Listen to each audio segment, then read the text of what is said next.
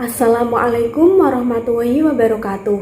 Pada video kali ini saya akan menjelaskan tentang jenis dan karakteristik media pembelajaran. Kenapa harus ada media pembelajaran? Karena ada landasan-landasannya. Antara lain ada landasan filosofisnya, landasan psikologis, landasan teknologis, dan landasan empiris.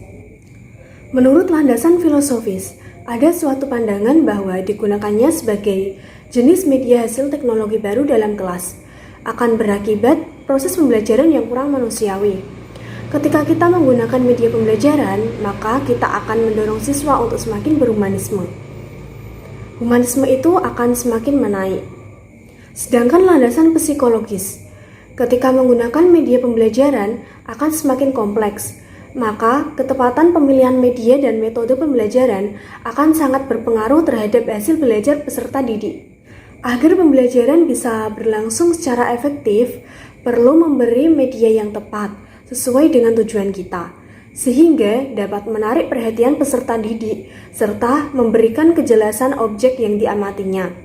Bahan pembelajaran yang akan diajarkannya pun sesuai dengan pengalaman peserta didik. Menurut teori Edgar Dale, ada simbolik atau verbal, artinya bahasa yang verbal. Selanjutnya ada visual simbol. Lalu ada recording atau radio, tidak bisa dilihat tapi bisa didengarkan.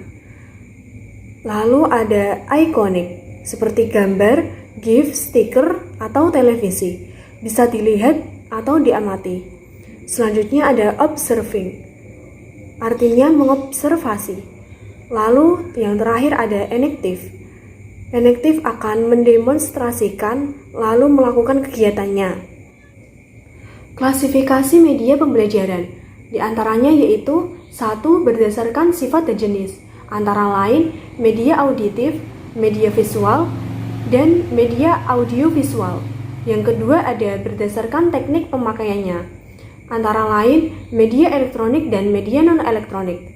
Yang terakhir ada berdasarkan daya jangkau, diantaranya yaitu daya jangkau serentak, seperti radio, TV, dan video. Yang kedua ada daya jangkau terbatas, diantaranya yaitu slide suara dan film. Yang terakhir dimanfaatkan secara individual. Jenis-jenis media pembelajaran. Yang pertama ada media audiovisual gerak, diantaranya yaitu film suara, video kaset, dan VCD.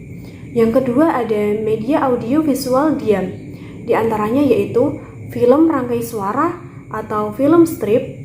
Yang kedua, film bingkai suara atau sound slides. Yang ketiga, halaman suara atau soundpack. Yang keempat, ada media visual gerak. Yang terakhir ada film bisu. Yang ketiga, ada media display. Di antaranya yaitu papan flanel, papan tikar, feltboard, maket, dan diodrama. Yang keempat, ada media audio. Di antaranya yaitu audio kaset atau pita audio, compact disc, CD atau piringan, bersuara atau PH. Media grafis diantaranya yaitu 1. Gambar atau foto, 2. Sketsa, 3. Diagram, 4. Bagan atau chart. Yang kelima ada grafik, 6. Kartun, 7. Poster, 8. Peta dan globe, 9. Ada papan flanel, yang terakhir ada papan buletin. Karakteristik media grafis, penggunaannya yaitu memperkenalkan suatu topik, memberikan ilustrasi, menarik perhatian dan minat, menyampaikan rangkuman pesan, menunjukkan adanya penekanan. Keuntungannya antara lain sederhana, murah, mudah digunakan, dan mudah disimpan.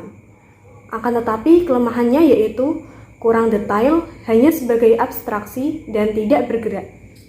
Selanjutnya media audio. Jenisnya antara lain yaitu radio, alat perekam pita magnetik, compact disc atau CD, piringan bersuara, dan laboratorium bahasa. Keuntungannya antara lain yaitu sesuai kebutuhan, mengembangkan daya imajinasi, merangsang pendengar, dan mengatasi batas ruang dan waktu. Adapun kelemahannya yaitu komunikasi satu arah, menggunakan bahasa verbal dan verbalisme. Sekian video dari saya, semoga bermanfaat. Selamat menonton dan wassalamualaikum warahmatullahi wabarakatuh.